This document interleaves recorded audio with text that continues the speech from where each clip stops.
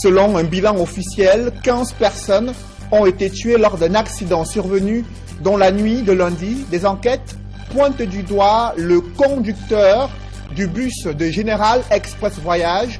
Ce drame de trop a conduit le gouvernement à suspendre cette agence de toute activité de transport pour une durée de 3 mois et le chauffeur incriminé est désormais interdit de toucher le moindre volant pendant 1 an. Cette décision gouvernementale remet au goût du jour l'insécurité à laquelle sont confrontés des Camerounais dans le transport interurbain dans les principales villes du Cameroun.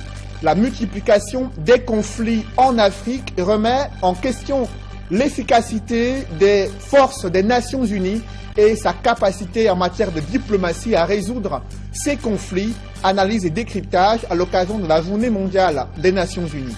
Et dans le chapitre économie, nous parlerons ce soir de l'épineuse question de l'entrepreneuriat jeune et le chômage galopant des jeunes Camerounais. Ils s'expriment sur le chemin de croix vécu pour accéder à un emploi décent dans ce journal.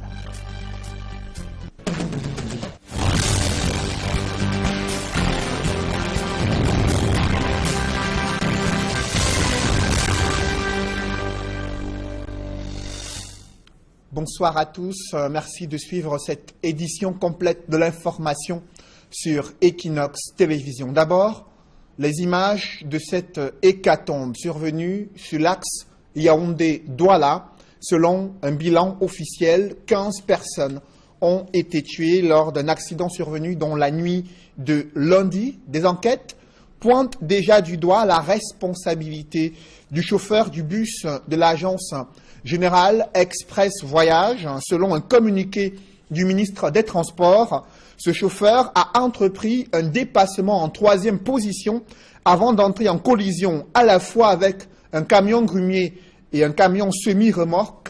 Le choc a été fatal pour 15 personnes qui ont été tuées dans cet accident selon un bilan officiel. Et le ministre des Transports a décidé de prendre des mesures conservatoires. L'agence Générale Express Voyage est suspendue de toute activité de transport pour une durée de 3 mois et le chauffeur incriminé voit son permis de conduire suspendu pour une durée de 1 an. Décision du ministre des Transports qui adresse les condoléances du gouvernement aux familles ayant perdu le proche dans ce drame. Dans le reste de l'actualité, une série d'explosions provoque un brasier géant dans un dépôt de gaz situé à Mimboman, un quartier de Yaoundé. La furie des flammes a sémé la panique chez les populations riveraines et les sapeurs-pompiers ont mené une rude bataille pour circonscrire l'incendie. Aucune perte en vie humaine, d'importants dégâts matériels sont à déplorer et des questions fusent désormais autour de ce manque des dispositifs de sécurité incendie pour ce dépôt de gaz exploité en plein centre urbain, un véritable scandale pour les populations. Reportage Emmanuel Diop et Ike Cyril. Une première explosion.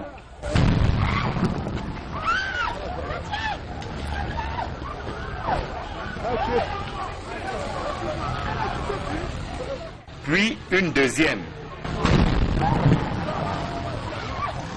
La scène se déroule dans un dépôt de gaz au quartier Mimboman, à Yaoundé. J'étais sur la moto que je quittais au niveau de l'hôtel de Plateau. En arrivant, je voyais la fumée ici. Avant que je suis descendu sur la moto, j'ai commencé un peu à voir ce qui s'est passé.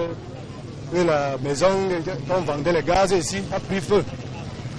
Bon, on était là, et les gens ont appelé les sapeurs, ils sont venus pour voir comment ils peuvent éteindre le feu. Le dépôt contenait près de 120 bouteilles de gaz. Quelques-unes seulement ont résisté aux flammes, alors que le dépôt en lui-même, construit en matériaux provisoires, a été réduit en cendres. L'explosion là, même quelqu'un qui est à 2 km pouvait entendre ça, comme si c'était à côté. Parce que c'était une grande explosion, les bouteilles à gaz chargées, c'est une grande explosion quand même. Pas de perte en vie humaine, mais 2 blessés graves, une voisine et un employé du dépôt, tous les 2 conduits à l'hôpital. Le sous-préfet de l'arrondissement de Yaoundé 4e Le délégué régional du centre et le délégué départemental des mines, de l'industrie et du développement technologique pour le Fundi étaient sur le terrain, tout comme les forces de l'ordre et de sécurité. Aucune de ces autorités n'a daigné faire une déclaration. Mais l'on s'interroge sur l'installation d'un dépôt de gaz en pleine agglomération. C'était dangereux. J'étais là jusqu'à la première, deuxième, troisième et la quatrième explosion de bouteilles de gaz. Que ça a pris feu, il y avait le bout de feu ici. Ça chauffait même, à 150 mètres. Il y a 3 ans pourtant, une explosion similaire avait été enregistrée au quartier Etoudi, toujours à Yaoundé. Le gouvernement avait alors promis que l'ouverture d'un dépôt de gaz ferait désormais l'objet d'une étude minutieuse du dossier du demandeur. Comment l'autorisation d'ouverture du dépôt de Mimboman a-t-elle été délivrée? L'enquête ouverte par le commissariat central numéro 4 permettra d'y voir un peu plus clair. En attendant, le propriétaire du dépôt a été interpellé et gardé à la compagnie de gendarmerie de Mombo à Yaoundé. Une autre enquête est ouverte cette fois-ci dans les banlieues de la ville de Douala où le grand banditisme dicte sa loi. Braquage à main armée, agression en plein jour des populations résidentes au lieu dit PK12. Elles broient du noir et passent des nuits blanches à cause de ces multiples agressions imposées par des malfrats de ce côté de la ville de Douala. Warren Zede et Julienne Berthe-Bissaï. Au lieu d'y entrer lycée à PK12, les bandits de... C'est les mamans du quartier, tout le monde, tout le temps, on a arraché mon sac à l'entrée lycée. On a vu. Dans mon sondage, mon fruit, bien quelque part, 16h, 17h, je rentre très vite en courant pour me coucher. Ça nous dérange. On a envie de déménager même du quartier parce que nous sommes les locataires. On est obligé de rester que silencieux. Elles redoutent les représailles de ces présumés malfrats qui ont changé leur mode opératoire. Il s'habille en Kobanyango, il met le foulard comme la femme, il attache sa tête comme une femme. Dès qu'ils voient les femmes qui sortent pour aller faire leur marché, les femmes là disent que, comme ils voient que c'est une autre femme, les femmes là disent que, Asso, attends-nous, puisqu'ils ne peuvent pas monter seul, attends-nous. Le bandit maintenant attend les femmes. Dès que les femmes là arrivent dans la foule à côté de lui, il dit donne tout, il prend tout ce que les femmes là ont.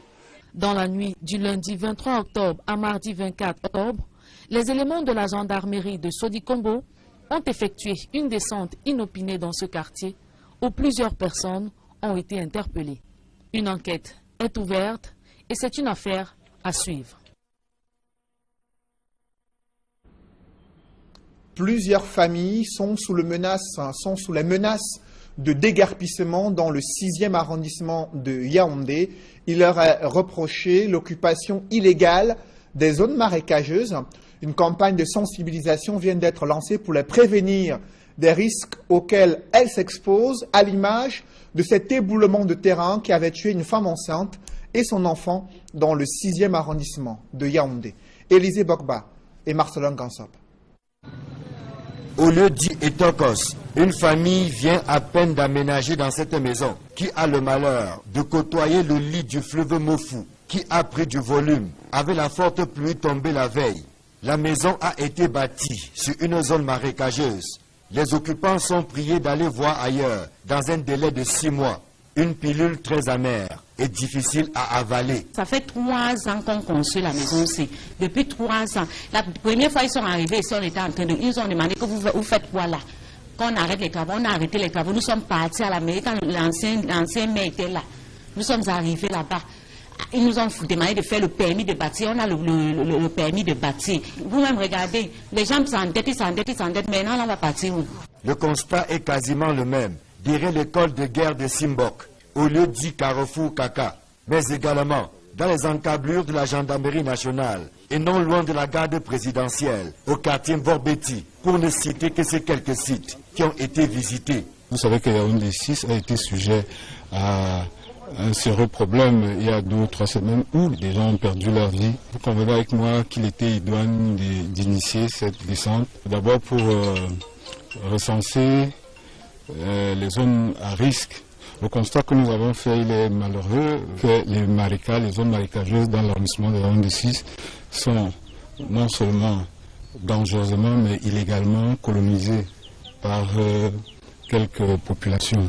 Ce qui, naturellement, pose un risque. Ici et là, des maisons d'habitation et autres établissements de commerce reçoivent les croix de Saint-André. Les propriétaires et locataires ont 6 mois pour quitter les lieux. L'autorité administrative et municipale brandit la menace d'un déguerpissement forcé, non sans appeler les populations à une prise de conscience. Les terres ont été classées en plusieurs catégories. Et ici, nous sommes dans le domaine public marécageux, ce qu'on appelle vulgairement les marécages. Et ce sont des zones interdites de toute occupation, des zones interdites de toute cession. Quand vous le voyez, c'est des zones dangereuses. Et c'est pour ça que cette descente a été faite dans le cadre du maintien de l'ordre préventif. Ce travail est d'autant plus important que, comme vous l'avez observé, avec la spéculation foncière qui caractérise notre arrondissement, qui fait qu'il n'y ait presque plus de terrain. Les gens s'engagent donc maintenant dans les marécages à leur risque et péril. Les marécages et autres zones à risque sont légion dans l'arrondissement de Yaoundé 6. Faute de sensibilisation et de contrôle et en totale méconnaissance de la loi, les populations s'y sont installées, parfois à leur risque et péril. Les inondations et autres éboulements de terrain enregistrés ici sont malheureusement là pour rappeler la dangerosité de ces sites. Et les autorités administratives étudient déjà le schéma de déguerpissement des populations installées dans les zones marécageuses à Yaoundé 6. À ce sujet, je vous propose d'écouter le sous-préfet de Yaoundé 6, Apollinaire Ndama Mvando, qui revient sur ce schéma de déguerpissement des populations prévues dans les toutes prochaines semaines du côté du 6e arrondissement de Yaoundé. Cet examen se fera au cas par cas. Bon, maintenant, si quelqu'un vous présente un titre foncier, il faudra encore vérifier son authenticité. Nous savons que c'est des zones marécageuses et nous savons que si vous vous engagez à les occuper, c'est à vos risques et périls. D'ailleurs, c'est même une chance qu'ils ont qu'on vient leur rappeler ça. Parce que la nature même peut les faire partie de là. Comme ça a été le cas l'autre jour avec le glissement de terrain.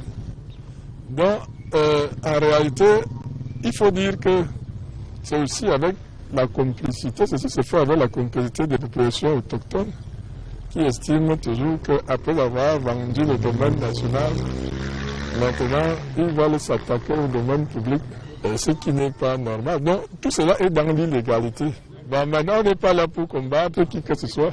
Il y aura un examen préalable. Si quelqu'un a des dossiers, il va les amener. On ne vient pas seulement du jour au lendemain. Après que ce travail ait été effectué, il y aura une réunion au cours de laquelle on va examiner les éventuels documents. Donc tout ça, on va voir. Nous restons dans la légalité. Nous ne sommes pas là pour créer des problèmes. Je crois que nous voulons sauver la vie des hommes et c'est pour ça qu'on est là. C'est la principale préoccupation des jeunes Camerounais, trouver un emploi décent dans la capitale économique du Cameroun. Cependant, les portes de l'emploi décent sont toujours fermées. Le chômage ne cesse de toucher la plupart des jeunes diplômés camerounais, mais également le sous-emploi qui gangrène le quotidien de la jeunesse camerounaise. Les programmes gouvernementaux d'insertion professionnelle n'ont pas véritablement réussi à résoudre cette équation. C'est le constat qui est fait lors de l'ouverture d'une bourse de l'emploi à Douala. Innocent Abega et Étienne Pascal Azegui. La promotion de l'auto-emploi des jeunes à travers des structures et des programmes spécifiques tels que le FNE, l'OPIACI ou encore le PAGER-U n'a pas permis une réduction du taux de chômage en milieu jeune au Cameroun. Celui-ci est toujours de 43,7%. Des statistiques qui ne devraient pas décourager les jeunes dans leur quête de l'emploi. Les jeunes au parfum de la bonne information. À la délégation régionale de l'emploi et de la formation professionnelle du littoral, l'on soutient que les opportunités d'emploi s'offrent dans des secteurs tels que l'agroalimentaire et l'agriculture. Les récentes études menées par le MINEPAT en termes relatifs au secteur porteur révèlent que la filière agroalimentaire est une filière porteuse. Après la filière agroalimentaire, nous avions aussi l'agriculture.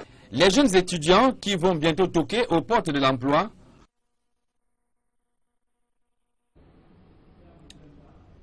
Vous l'avez suivi, le chef de l'État avait déjà invité les jeunes à être des entrepreneurs agricoles. Quelques années plus tard, ces jeunes start-upers se plaignent des difficultés rencontrées dans le processus de création d'une entreprise au Cameroun, des procédures très lourdes selon ces jeunes start-upers qui évoquent également l'environnement des affaires qui ne permet pas l'éclosion des petites et moyennes entreprises. Au Cameroun, ces problématiques ont été évoquées lors du forum de la PME qui s'est tenu au JICAM à Douala. Reportage François Dikoumet et Sylvestre Zangaou. De plus en plus, de jeunes Camerounais osent se lancer dans la création d'entreprises. Seulement cette volonté de participer au développement socio-économique de leur pays s'accompagne de plusieurs difficultés dans la création des PME. Malgré le fait que nous avons monté un business plan en bonne et due forme, que nous avons une stratégie sur le long terme, il a été très difficile de trouver des acteurs au niveau de la banque qui étaient ouverts à nous accompagner. Au niveau de la CFCE, on vous recommande d'aller vers la BCPME. Mais il y a des pesanteurs dans l'exécution de cette procédure-là. Pourtant, le gouvernement camerounais a pris des mesures pour faciliter les procédures de création d'une entreprise. Une initiative bien réelle, mais souvent volontairement ignorée par les personnes qui sont censées la faire appliquer, affirment ces jeunes entrepreneurs. Prenons un cas d'espèce. La nouvelle loi de finances de 2016 dit que l'attestation non-redevance est gratuite. Quand vous allez dans les centres des impôts, vous voyez un papier, une note de service avec le chef des impôts qui dit ne pas donner de l'argent aux agents directement. Mais pour établir une attestation de non-redevance, l'agent va vous demander de l'argent. Finalement, de quelle gratuité parle-t-on?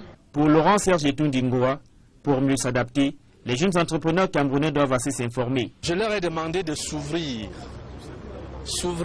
vis-à-vis des pouvoirs publics, s'ouvrir surtout vers toutes les institutions et instruments d'accompagnement que l'État a mis sur pied pour elles. Parce qu'aujourd'hui, il n'est pas normal qu'une entreprise ait des problèmes juridiques alors qu'il y a les centres de gestion agréés qui s'occupent déjà de ça.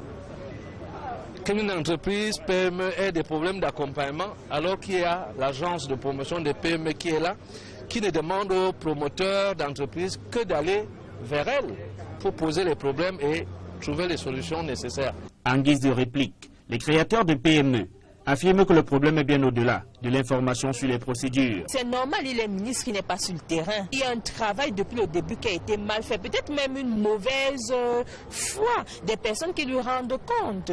Dans ces conditions, la plupart d'entreprises qui parviennent à être créées tiennent à peine quelques mois. Selon des chiffres du Centre d'analyse et de recherche sur les politiques économiques du Cameroun, le taux de disparition des PME au Cameroun est de 72% entre 2010 et 2016.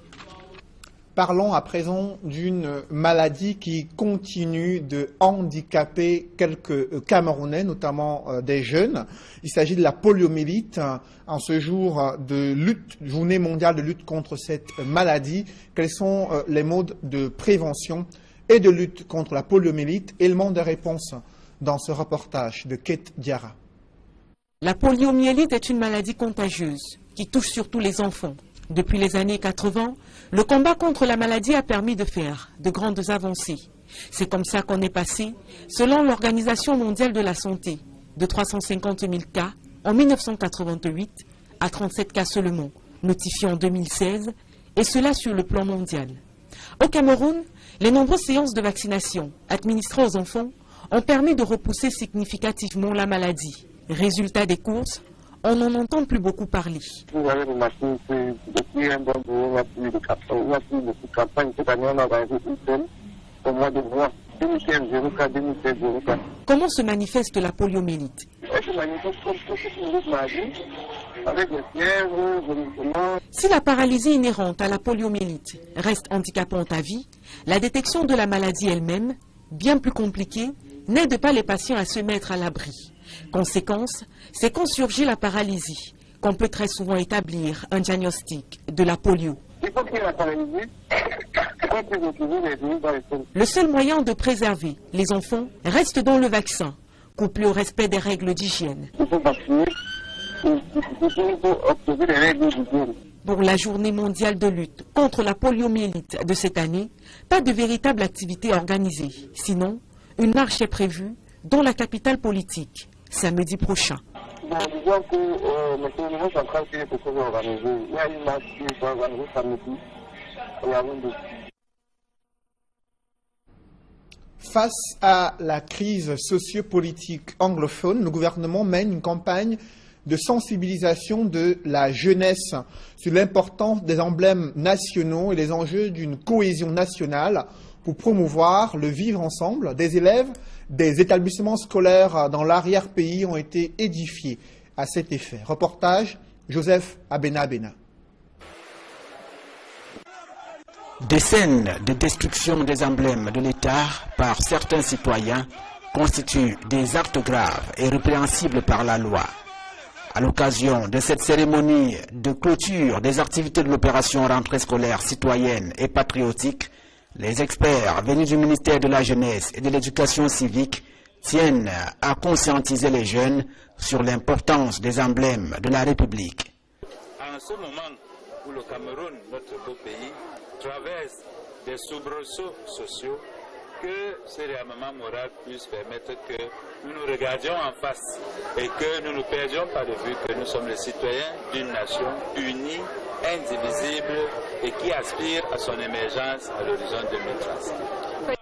Et plusieurs découvrent ici que la personne du chef de l'État constitue un emblème à respecter au même titre que l'hymne national et le drapeau. Plusieurs emblèmes et des outils d'assainissement pour les bâtiments publics ont été offerts par le leader national des jeunes, chevalier du mérite agricole camerounais.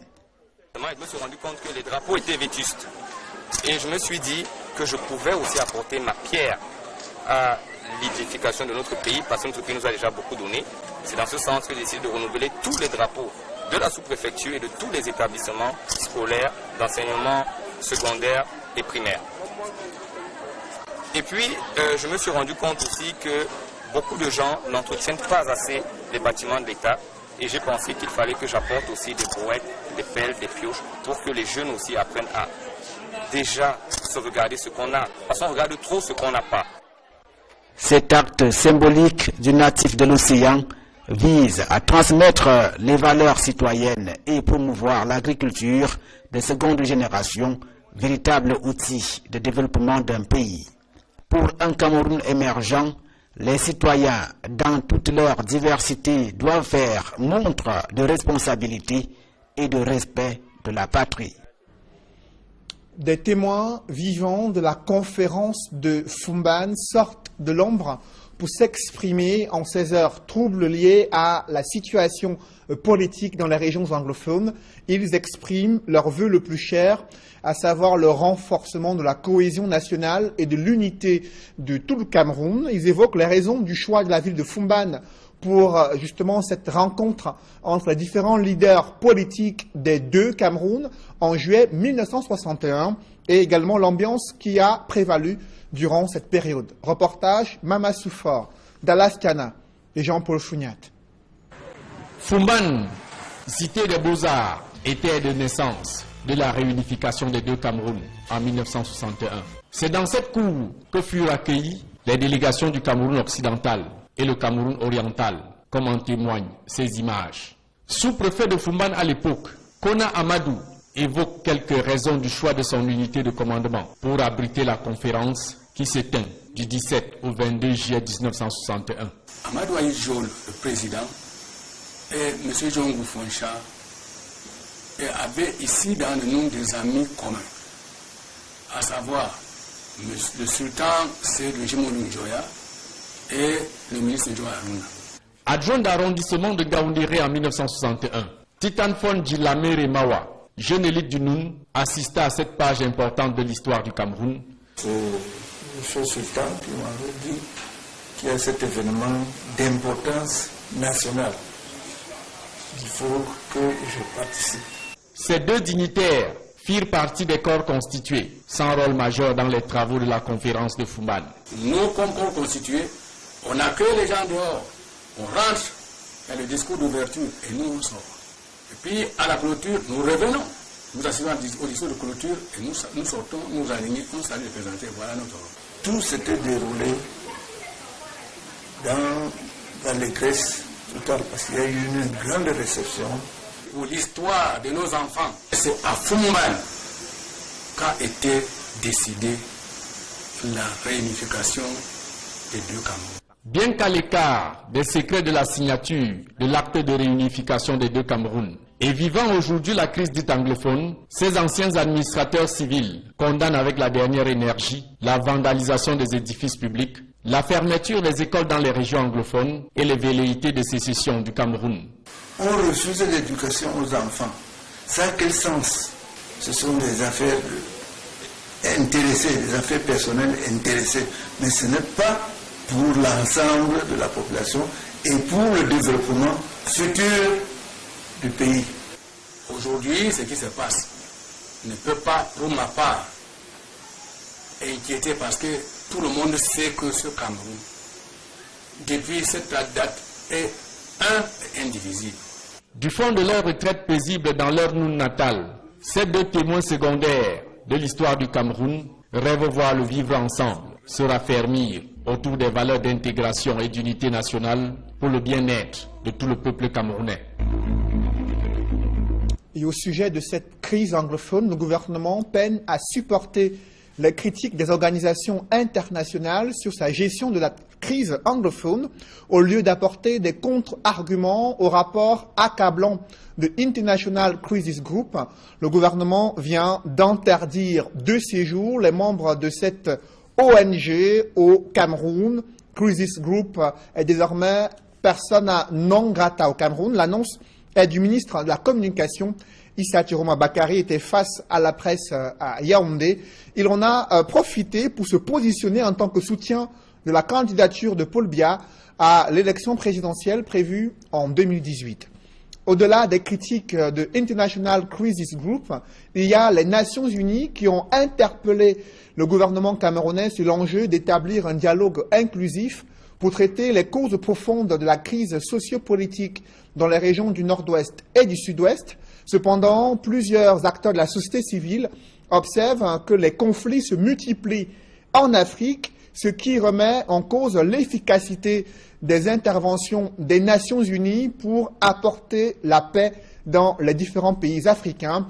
Des problématiques qui ont été posées à l'occasion de la Journée mondiale des Nations Unies célébrée à Yaoundé. Des précisions avec Guy Zogo. La journée mondiale consacrée à l'Organisation des Nations Unies, ONU, que le Cameroun vient de célébrer, est l'occasion de magnifier la relation entre cette institution et Yaoundé. Le partenariat des Nations Unies avec le gouvernement de Cameroun, ça date. On a entendu aujourd'hui que le Cameroun a joint les Nations Unies en 1960. Donc j'imagine les Nations Unies ont fait beaucoup de choses dans beaucoup des années, mais plus récemment, aujourd'hui, on travaille dans les régions en crise, surtout les régions qui subissent l'impact de la crise en Centrafrique, la crise Boko Haram. Pourtant, à cette même occasion, les nombreuses insuffisances de l'Organisation des Nations Unies sur le terrain du maintien et de la construction de la paix sautent aux yeux. Cela de la Centrafrique à la République démocratique du Congo, sans oublier le Liban et le Sahara occidental pour ne citer que ces cas. Le département en charge de l'Organisation des Nations Unies au ministère des Relations extérieures explique cette situation par des réalités sociologiques complexes. Les situations qui arrivent dans les pays, c'est des situations sociologiques. Et comme c'est des situations sociologiques, ça ne peut pas être résolu d'un coup de main. Ça prend du temps parce que les faits sociaux prennent du temps pour être établis et prennent aussi le temps pour être, c'est-à-dire pour que certains aspects négatifs puissent être supprimés.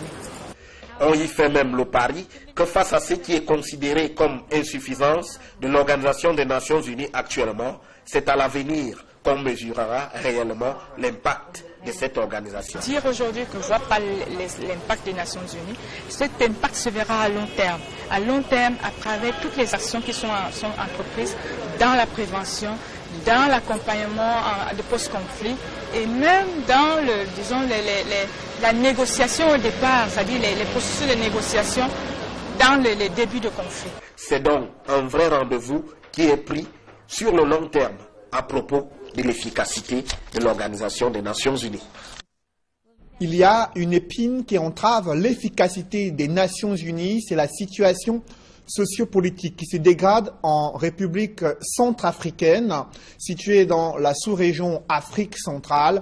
Le secrétaire général des Nations Unies, Antonio Guterres, arrive dans ce pays qui est encore marqué par de fortes tensions socio-politiques et l'enjeu, c'est le renforcement de la force de maintien de la paix et la sécurité en Centrafrique. On fait le point avec Donald Anouzwa.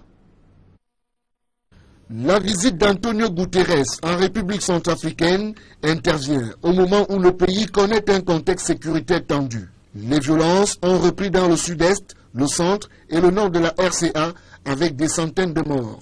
Pour les organisations de défense des droits de l'homme, la visite du secrétaire général des Nations Unies en République centrafricaine est aussi une occasion d'aborder avec le patron de l'institution internationale la question de l'efficacité des forces de la MINUSCA dans les opérations de protection des civils. À Bangui, il sera également question des médiations engagées avec les groupes armés qui, bien qu'inscrits dans le programme désarmement, démobilisation, réinsertion, continuent à se battre, à nouer et de faire des alliances et à commettre des exactions contre les civils. Malgré le contexte financier difficile pour les opérations de maintien de la paix, le pouvoir de Bangui espère du secrétaire général l'envoi le mois prochain de 900 casques bleus supplémentaires en renfort de 10 000 déjà déployés dans le pays. Des publi-reportages dans ce journal, la deuxième promotion des étudiants inscrits à l'École supérieure de journalisme de Paris est arrivée en fin de formation à l'Institut universitaire du Golfe de Guinée. Occasion pour cet établissement de présenter les différentes formations internationales qu'elle offre en partenariat avec les meilleures universités européennes et canadiennes. Reportage. Ils sont 4. Lauréat, diplômé en journalisme de l'École supérieure de journalisme de Paris, promotion 2016. Après une année de formation et 3 mois de stage en entreprise, ils ont présenté leur mémoire de fin de formation devant un panel de jury trié sur le volet. La formation à l'École supérieure de journalisme de Paris s'est étendue sur une année de licence professionnelle et au terme de cette formation, nous venons de présenter un mémoire sanctionnant un brillant parcours de formation en journalisme dans cette prestigieuse école de journalisme de Paris. Et c'était un honneur et un réel plaisir pour nous d'être formés par cette auguste école. Pour cette deuxième promotion, l'objectif a été atteint. Former des journalistes à moindre coût au Cameroun grâce au partenariat ESG Paris IUG. Toutes les formations, les mêmes qui sont offertes à Paris, c'est les mêmes spécialités qui sont ici. D'ailleurs, les étudiants qui sont au campus de l'IUG, ils sont abrités, ils reçoivent des enseignements, mais ce sont les étudiants de Paris. Ils vont recevoir les diplômes de Paris, ils ont leur carte d'étudiant de Paris. C'était l'une des préoccupations de M. Ndjambou qui tenait à offrir des journalistes dignes de ce nom au Cameroun et à moindre coût. Grâce à ces multiples formations délocalisées, l'IUG permet aux étudiants résidant au Cameroun de bénéficier de formations adéquates dans plusieurs domaines. En licence et master, en marketing-vente, avec l'appui de l'Université de Montpellier. On peut suivre une formation française sans toutefois se déplacer. Alors, l'ESG a pu développer une convention de partenariat qui porte sur une formation en marketing-vente pour les niveaux de licence et de masters. Les formations offertes aux étudiants présents au Cameroun sont les mêmes que celles proposées aux étudiants à l'étranger. Se former en réseau et télécommunications, c'est possible à l'IUG par le biais de l'Université de la Haute-Alsace. L'IUG, à travers sa composante industrielle ISTA, développe une formation dans les réseaux de télécommunications comme parcours ISVD. Intégration des services voies et données pour l'entreprise. Toutes les formations ont un caractère international, tant par les contenus des programmes, la qualification du corps enseignant que l'implication des partenaires académiques. L'université de Montpellier. Avec cette université, nous développons depuis 12 ans une licence et un master dans la filière marketing-vente. Avec l'université de Haute-Alsace, nous développons une licence en réseau et télécommunications, option et intégration des systèmes voies et données pour l'entreprise. Avec l'Université de La Rochelle, nous développons un master en management général et la dernière convention, c'est avec l'École supérieure de journalisme de Paris, avec laquelle nous développons des licences et des masters dans la spécialité journalisme. L'IUG s'impose comme l'une des institutions privées d'enseignement supérieur les plus performantes d'Afrique centrale. Elle met à la disposition des étudiants un cadre adéquat avec ses 3 campus dotés de matériel et laboratoires de pointe. Les étudiants ont ainsi la possibilité d'évoluer dans un cadre propice à leur épanouissement et à leur bonne formation. Le parc automobile de Isacam, bientôt renouvelé, plus de 220 camions et engins lourds seront acquis de façon progressive jusqu'en 2018. C'est grâce à une convention de financement de plus de 24 milliards de francs CFA qui a été signée entre Isacam, 3 banques commerciales et Proparco, filiale de l'Agence française de développement. L'objectif, améliorer l'hygiène et la salubrité au Cameroun. Reportage. 3 banques, une caution solidaire et de précieuses signatures. Voilà qui matérialise un projet vieux de 2 ans. C'est la convention de financement de l'achat de 211 camions de propriété et de 17 engins de dernière génération. Avec la caution solidaire de Proparco, filiale de l'Agence française de développement. 3 banques commerciales, à savoir la Société Générale Cameroun, Ecobank et la BISEC, ont accepté de mobiliser 24 milliards et demi de francs CFA pour permettre à Isacam de réaliser son rêve. C'est un grand jour parce que nous signons une convention inédite dans la sous-région. Ça a pris 2 ans en termes de due diligence, en termes de vérification de la qualité de notre gestion. Ils ont reconnu que Isacam est à la hauteur d'un tel défi et ils ont accepté, par cette signature, de financer à hauteur de 24 milliards et demi Isacam pour acheter 211 camions et 17 engins.